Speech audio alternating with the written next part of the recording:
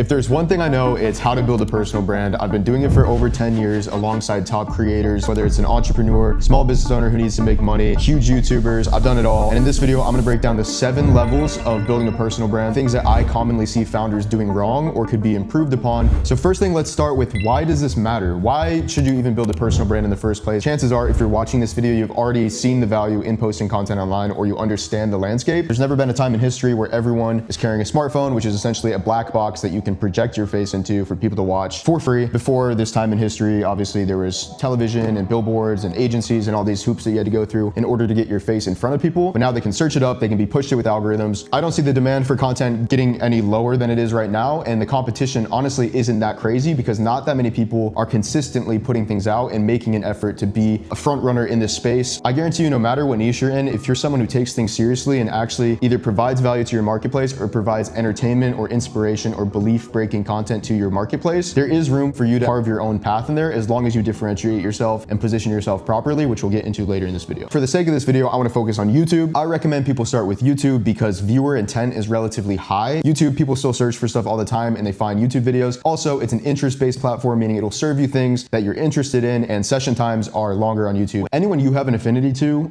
you've spent a lot of time with them, whether directly or indirectly. Back in the day, people would become connected to artists and musicians by listening to their interviews. It's always the long form stuff that is what actually takes you from being someone who is aware of someone into someone who is a super fan or someone who is an avid supporter of someone. So YouTube is the best distribution platform for that to happen for you, just because people are allowed to basically spend more time with you. But that doesn't mean you can just post a bunch of slop that's 10 hours long and people are gonna care. There are still things that you need to do to be able to make this efficient for yourself, because we don't have unlimited time on this earth. If you were to do that, maybe you would get somewhere eventually, but if you don't have any set strategy or any goals or any metrics or any frameworks to work through, then you're probably not going to get anywhere unless you are an exception. The biggest misconception I see people make about building a brand or a personal brand or social media is that you need to do the things that all the big people are doing in order to get to where you want to be. A lot of people think of personal branding as like posting cheeky Instagram reels, screenshotting tweets and posting them on your Instagram feed like you're Gary Vee. I see personal branding as something a little bit more holistic. It's just the way that you have touch points with your customers. I also think a big misconception is they see it as a set of actions that you need to take instead of a relationship that you want to build with people. At the end of the day, all that this is a way to arbitrage attention to create more relationships at scale with people. Where people go wrong is they get inside of their marketer brain thinking that I need to do this thing, and this thing in order for people to like me, when really it's a little bit more fluid rather than it being this rigid, structured formula that a lot of people make it out to be. With that being said, you're not going to get anywhere if you can't get attention and you can't get people to trust you. And the way that you do this in any piece of content comes down to the first 30 seconds. Now, this is gonna get a little bit in the weeds, but the first 30 seconds of every piece of content, whether it's long form, whether it's short form, I guess short form would be the first 3 seconds, but because there's so much stuff out there and there's so much content widely available, there are always unlimited options for people to spend their time and attention somewhere else. So you're competing not just against other people in your space or in your niche, you're competing against everything else on the entire internet, everything else that's on a phone, TikTok videos, breaking news, text messages coming in. What you say in the beginning of a piece of content dictates how long people are gonna stay and if they're actually gonna listen to what you have to say. Your opening line is important on YouTube because people have made the conscious effort to click into your video. They wanna know that they're gonna get a return on their investment of giving you their attention. If they've never seen you before and this is your first touch point with someone online, they're gonna be thinking, one, who the fuck is this guy or gal? Why should I care about what they have to say? Or why should I trust them? And they're also gonna make snap judgments about who you are as a person. Shocker, that's how the world works. Like, you wanna make sure that you are somewhat presentable or you're in some kind of environment that would be applicable to the people that you wanna talk to. So the easiest way to make someone trust you or care about what you have to say, if you're someone who is in the business space, is to either lead with accomplishments or lead with credibility. Literally just say what you've done, and that could back up and frame everything that you're gonna say. So I started this video, I said, if there's one thing I know, it's about personal branding and how to grow an audience online. I've done it for 10 years, worked with top people, blah, blah, blah. All of a sudden you're gonna be like, okay, who is this guy? Maybe he knows something, I'm intrigued. If you lose these people, they're gone for the entire video. So you wanna make sure you come out the gate with something that intrigues them. If you're an entertainer, what you wanna do is actually deliver off the bat with some kind of immediate situational tension that will keep people watching. And you should also get to the point relatively quickly. I see so many people, they go on and on and on and interject tons of personal stories right at the beginning of their video. You honestly don't want to do that. You want to do just enough to where people are intrigued so that you can suck them into your world and then elaborate on further context, because ultimately people care about what they are getting out of a video, not necessarily about you. You have to earn the care that they give to you through giving them something in return. And last thing here is you want to set up an open loop that'll only be resolved at the end of the video. Obviously this video, there's 7 steps to it and they do each build upon each other to create create a cohesive view. If you don't watch the entire video way through, you're not gonna know all 7 levels of this, and you're probably gonna miss out on something that could be beneficial for you. If you're doing value-based videos, that works well. If you're doing entertainment-based videos, obviously the main thing that you're gonna deliver on in the title and thumbnail or the premise of the video, you should probably wait till towards the end to resolve that to see if it happens. You wanna use tension and curiosity in a compelling way to get people to actually wanna watch what you have to say, but you don't wanna do it in a way that's misleading or doesn't deliver on the payoff. The biggest thing that'll get people to never come back to you is if you don't deliver at least on what you say that you're going to inside of a video, because then they're gonna see your face again in their feed and they're just gonna be like, I didn't get anything out of this last time, and then they're gonna skip over you and then they won't get served to you again just because your preferences have shown that you don't wanna watch these people. But being able to say all the right things to generate attention won't matter if you aren't able to connect with the person on the other side of the camera.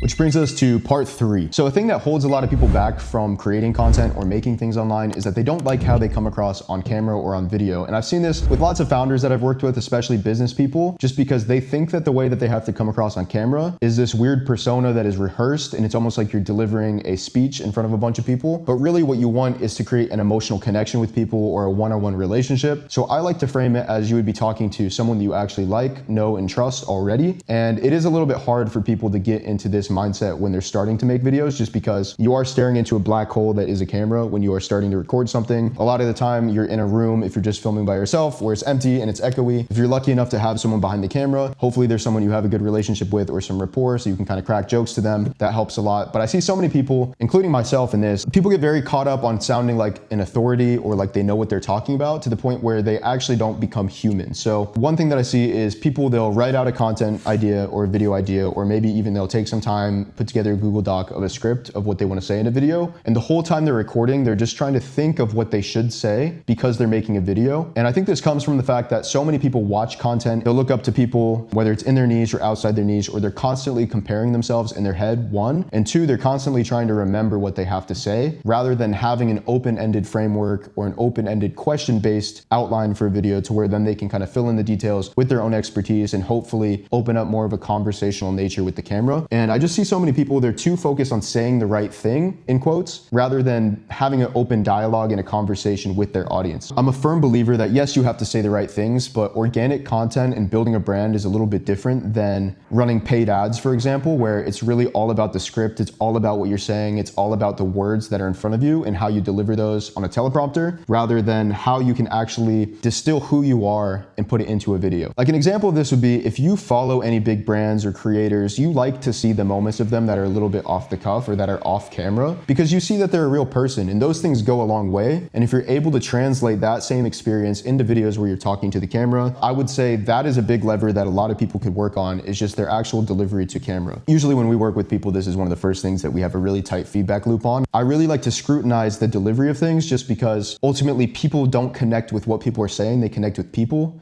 and they want to feel like they're being heard and seen on the other side of the camera. And they want to feel like things are coming from a genuine place. Anyone can get information on ChatGPT. You could search something up on Google and get a response, blah, blah, blah. But to have that interpersonal connection, you need to let your guard down a little bit and be willing to be vulnerable, to be yourself, to be a little bit misunderstood, or to not have to think everything is perfect and polished in order to come across on camera like someone who is trustworthy or that you'd want to spend more time with or get to know. It's like if you're on a date, like you're not rehearsing lines of what you're saying. The more that you can get away from that and not be living third person thinking through how you are being perceived, you don't want to come across as someone who is completely disconnected from the end user on the other side of the screen, if that makes sense. Small tweaks that you can make to implement this today. 1, if you can have someone in the room with you, whether it's your spouse, a good friend of yours, or even like if you're totally alone, if you can get like a buddy of yours on FaceTime or something to call you out on when you're feeling weird and entering that presenter mode. Also, an easy way to know if you're doing this is as soon as the camera turns off, if you completely shift your facial expressions and you're a completely different person once you cut the camera, then you're probably doing something wrong in terms of your delivery, just because there is dissonance there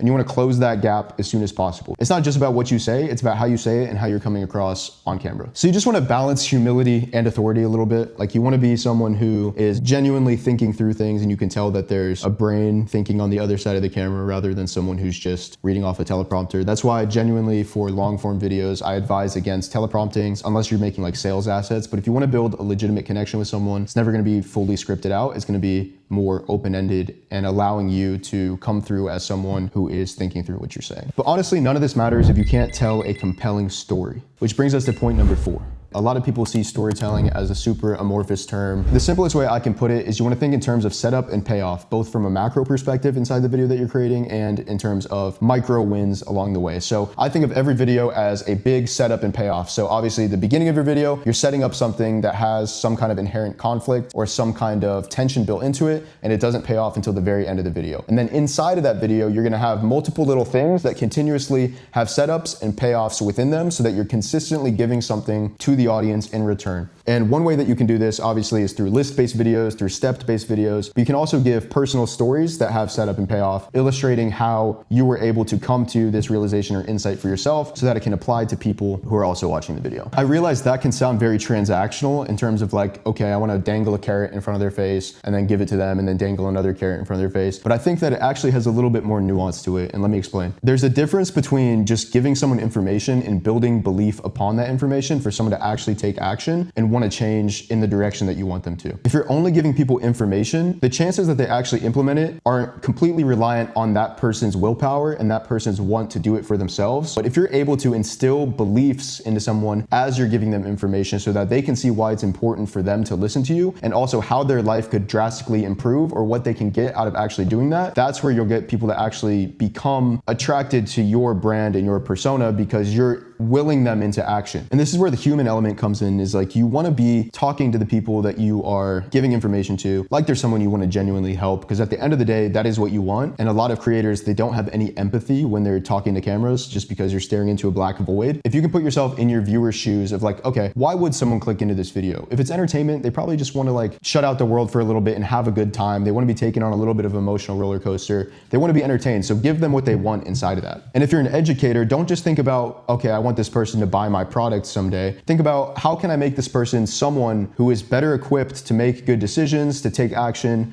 to make their life better, so that when it comes time to maybe transact with me in the future, I will have provided something to them in the past, and then they will feel comfortable having that conversation with me, and eventually maybe we could work together. It really comes down to empathizing with the viewer. So it's like, if you're watching this video, you've probably either wanted to start a personal brand, but you're afraid to because you think you're lacking information, or you don't know if you're gonna do it right, and you wanna make sure it's worth your time to be able to do so. Or also, a lot of people, they just don't have anyone telling them what to do, or they don't have any sort of encouragement to actually make the leap to do it. And you would be surprised just by speaking to someone in an empathetic way, how you can get them to actually break free from their old patterns and do what they need to do to make their life better. And hopefully this video helps you do that, not just because I'm telling you some tactics, but also because I think this is genuinely a great opportunity for people to get into, and I want to help as many people as possible. Take the first step, make the first post. If they're making posts, be courageous enough to try to make them better, to reach more people, to be able to do what they need to do. But the thing that's going to get people coming back to you over and over again, even if you're telling compelling stories, they might not come back unless you are memorable and you have a clear positioning within your marketplace. And now I think a lot of people overcomplicate how to actually differentiate yourself as a creator, because they think, once again, that it's some kind of formula that you have to follow rather than looking inwards and designing outwards. So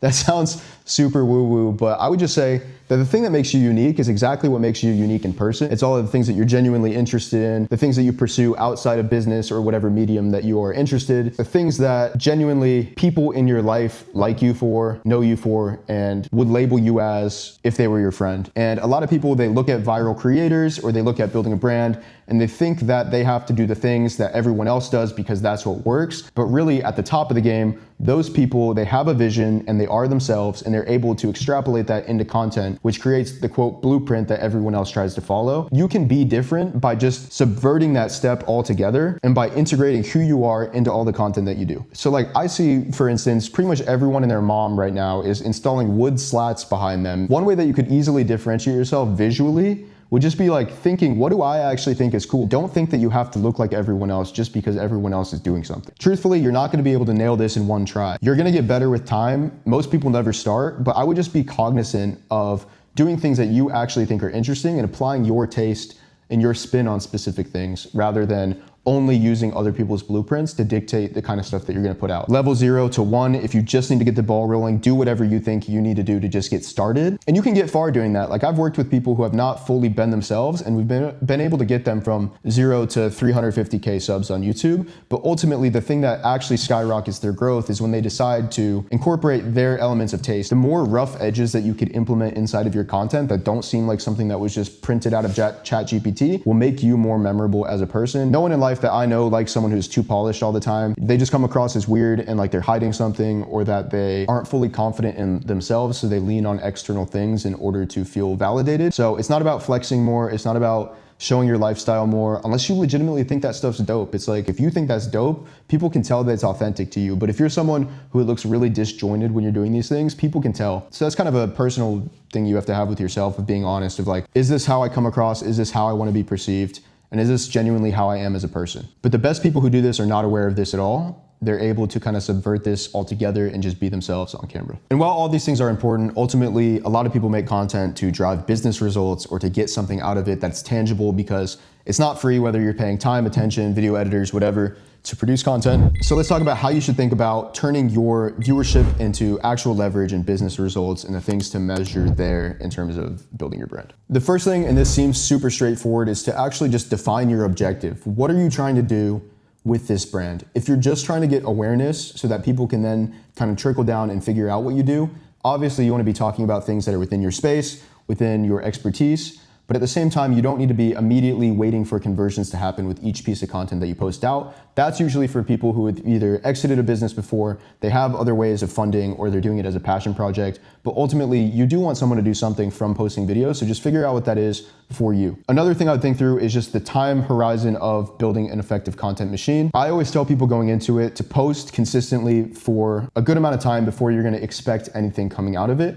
It's not something that you're gonna master right off the bat if you're doing this yourself. It's gonna take some time to find your voice, to find the kind of content that you like to make, and to ultimately be able to get an audience that would be willing to take an action with you. That being said, we've worked with people who on their first video ever got 2 million views and drove 10,000 applications to their community. We've also worked with people who have been running established businesses before, and they've implemented some of these things, and they went from posting videos that got like 2,000 views to the second video we did with them got 300,000 views and made over $100,000 with their product on the back end. So when it comes to connecting your content to actual revenue, there's a few different plays you can run to make this work effectively. But I like to think through things as either conversion content or brand content. And what I mean by that is, conversion content would be a video that drives people to take a specific action to purchase with you.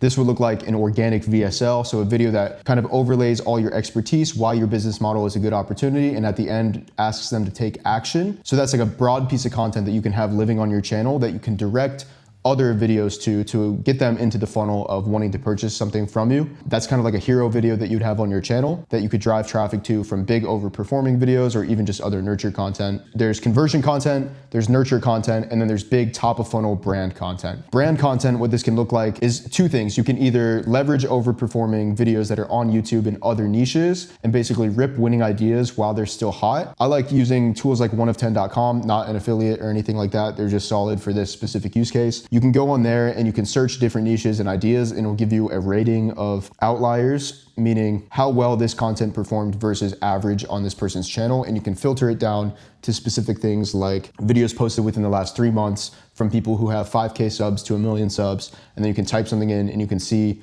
performance data on these videos. You can use those formats and apply them to your niche. That's one way to build brand quickly, is to just arbitrage existing content opportunities. Another one that no one really talks about is by making things that are vision made. So like things that you have a vision for or you think are dope, whether it's like documenting behind the scenes of your brand or your business, or just like a cool video idea that's executed well. That is also good brand content. Maybe it won't get insane reach, but ultimately it's going to be something that gets people immersed into your world and will actually build your brand from a depth standpoint, not necessarily an awareness standpoint. So there's awareness, depth, brand content. There's also nurture content. So this is like your bread and butter. This could be stuff that's optimized for search and SEO to solve specific problems for your industry. A lot of this could also end up building brand, but I just see this as like tactical, quick videos of value and insights, not just value, but also insights, because insights allow you to show how you were able to come to these specific nuggets of value.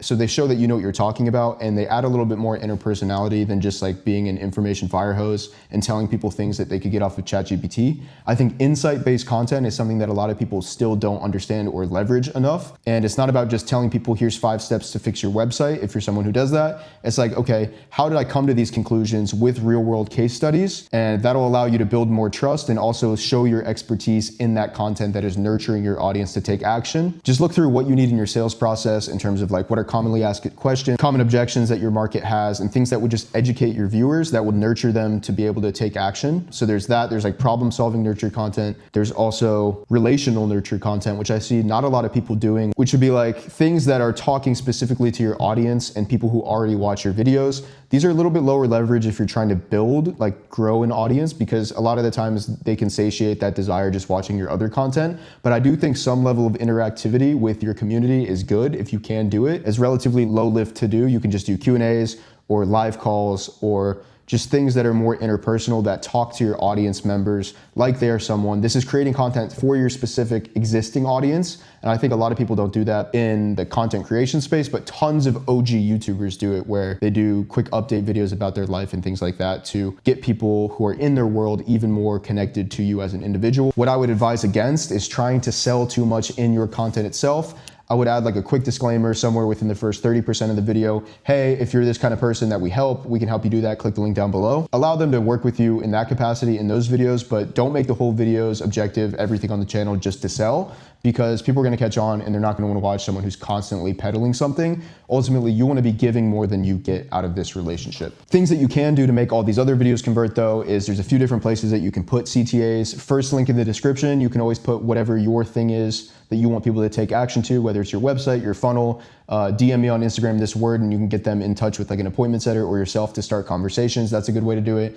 You can pin a comment with your link or whatever action you want them to take. You can say it on your YouTube community post tab, so you can post value in there. You can post other content from other platforms in there, and then also every once in a while get people to take action from there. There's also the end screen CTAs on YouTube videos that you can direct people to them, those more sales asset oriented videos. And the good thing is when you have a broad mix of these different types of videos, you can send them at different places within your funnel to help prospects move along. There's tons of different formats for each of these buckets, but I would think through each thing with that mindset if you're someone who likes to think through things in frameworks like that. Now, this all sounds like a lot, but the thing that most people never do is actually start. So many people never start because they think through this entire web of things that they should be doing, when a lot of the times you know what to do and you need to get in front of a camera, you need to say something, and you need to press publish, and you need to learn from your experience. The reason why most people don't succeed is because they actually just never do that step of making the effort to commit to the path of wanting to do this. And when you're going into it, I think the easiest thing that you can think to yourself is that any post is a win, as long as you're trying to get better each time. It's like if your video doesn't perform, cool. You spent a few hours or a few minutes talking to a camera, you refined how you're communicating, you're able to kind of watch that game tape back and see what you could do better. And if it didn't work at all, that's just a learning lesson that, okay, I need to get better. How can I get better? Look at your retention graph. Does your packaging suck? Where are the opportunities for improvement in this? And the best thing is, if no one sees it, then there's no downside because you're not embarrassing yourself because literally no one saw it. And best case scenario, it randomly miraculously pops off and then you get what you wanted, which was exposure. I think that's an easy, low pressure way to look at things. Is like, if it doesn't work, don't beat yourself up over it. It's just because sometimes you're early, sometimes you didn't do the right things. You can always be better. Sometimes YouTube just needs more reps in the system to know who to serve your stuff to. Send it to a few friends of yours, send it to a few people who are colleagues of you. And if they think it's boring or that it sucked or it wasn't compelling, then ask them why. And that gives you the opportunity to actually double down, get better, and improve each time. So I actually think most people don't fail building a brand. I think they never even try. And if they do, they post once or twice and then they give up, which means that they didn't give themselves enough of a chance to actually ever make something meaningful. But I'm telling you, it's like, if you are someone who's intentional and you're someone who is willing to do things and try to get better, it will work. It might not overnight explode to 1 million subscribers, but you will get something out of it. And I think a lot of people get caught up on making the perfect video to start because they think that, oh, this is gonna be my first time posting, it has to be good because it sets a precedent. Once again, if it doesn't work, no one sees it. So it's not like your big hurrah that you're starting to post content because no one cares. If you did post it and it got 1 million views, everyone would be like, wow, you really know content. That video was amazing. You're killing it. Like, you need to kind of detach from caring what other people think about it because ultimately people really don't care. I know a lot of people don't post because they're afraid of what other people in their industry might think